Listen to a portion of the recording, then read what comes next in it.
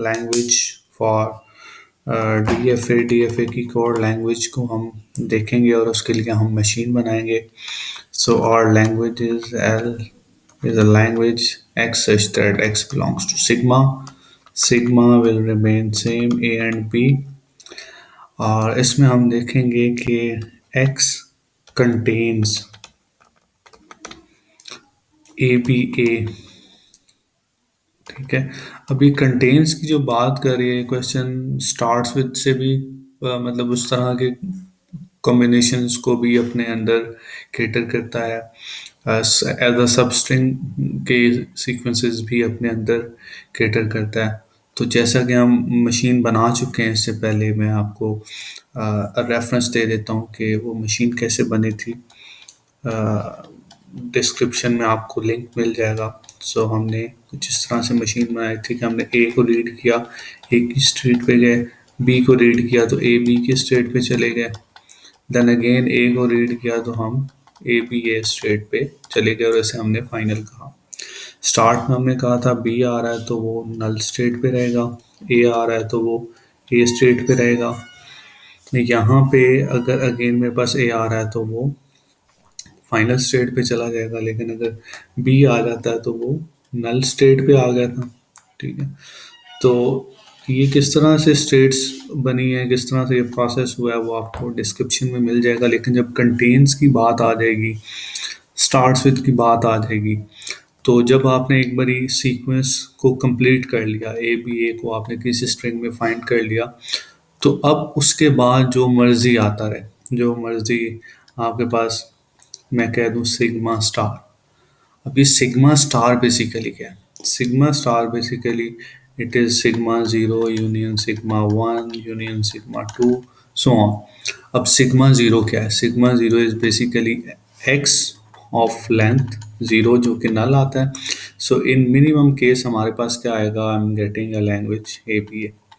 और अगर मैं बात करूँ सिग्मा वन की, तो सिग्मा वन में मेरे पास चॉइस आ जाएगी ऑफ वन पोजीशन जो कि ए या बी में से कुछ भी एक चीज़ आ सकती है. So the string will be A B double A और you can say A B A B.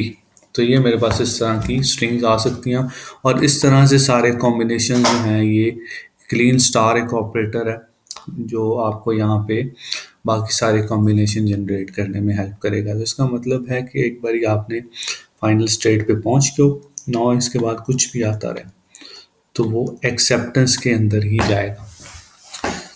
अब देख लेते हैं क्या ये डीएफए है या नहीं. तो ट्रांजिशन फंक्शन को हमें यहाँ पे रिकॉल करना पड़ेगा.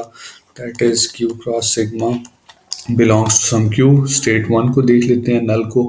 क्या इस पे ए बी की ट्रांजिशंस हैं? बिल्कुल हैं. ए पे आ गए, यहाँ पे भी ए बी की हैं, ए बी पे चले गए, ए एंड बी दोनों ट्रांजिशंस हैं और इसी तरह से लास्ट स्टेट पे भी ए एंड बी की ट्रांजिशंस हैं.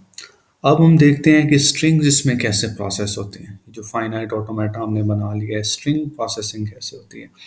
तो मैं कह देता हूँ कि अगर मुझे ए बी ए को एक्सेप्ट करवाना है, इस मशीन में भेजना है और मुझे इसकी वैलिडिटी पता चल जाए यस और नो या एक्सेप्टेड या रिजेक्टेड, तो इसका अनोटमी क्या होगी, स्ट्रक्चर क्या होगा डीएफए का. बेसिकली एक हमारे पास होगी इनपुट टेप.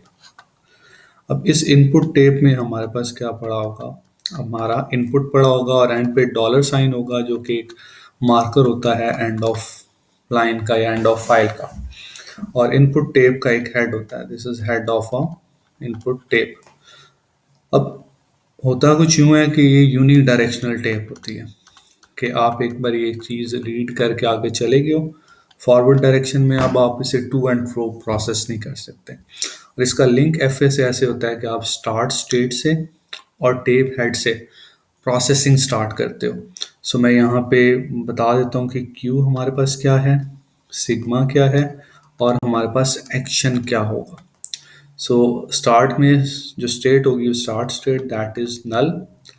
जो ये अल्फ़ाबेट होगा ये कहाँ से आएगा? ये इनपुट टेप से आएगा और इनपुट टेप पे हमारे पास ए पड़ा हुआ है. एक्शन क्या होगा? ये हमारी आप कह लो डोमेन है और इसकी रेंज क्या होगी? नल ऑन ए हमें क्या मिल रहा है? ए स्टेट मिल रही है. सो नेक्स्ट टाइम क्या होगा, आपका ये टेप हेड जो है वो नेक्स्ट इंडेक्स पे मूव कर जाएगा, स्टेट आपकी अपडेट हो जाएगी। Now you are on a state, और अब जो आपके पास यहाँ से अल्फ़ाबेट आ रहा है दैट इज़ बी। तो ए स्टेट पे अगर आप बी को देखो तो you are going to state A B. अब इसके बाद क्या होगा, अब ये टेप हेड आगे मूव कर जाएगा, स्टेट अपडेट हो जाएगी, A B is now our state, alphabet is A. और इसके बाद हम जब इसे देखेंगे तो हमें एक्शन क्या मिलेगा, A B A state, and now we have reached the end of that tape.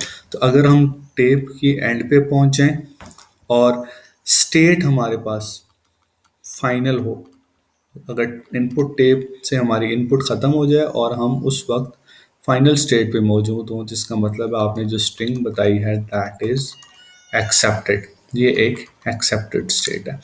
लेकिन अगर मैं कहता हूँ कि यहाँ पे लाइक एज इन कोई काउंटर एग्जांपल, अब इसमें तो नहीं हो सकती क्योंकि एज अ सब स्ट्रिंग अब बस ए बी ए हमने रीड कर लिया हुआ है, तो इसके बाद जो भी इनपुट, जो भी सिग्मा स्टार का कॉम्बिनेशन आएगा वो सारा का सारा आपको एक्सेप्टेंस की तरफ ही लेके जाएगा।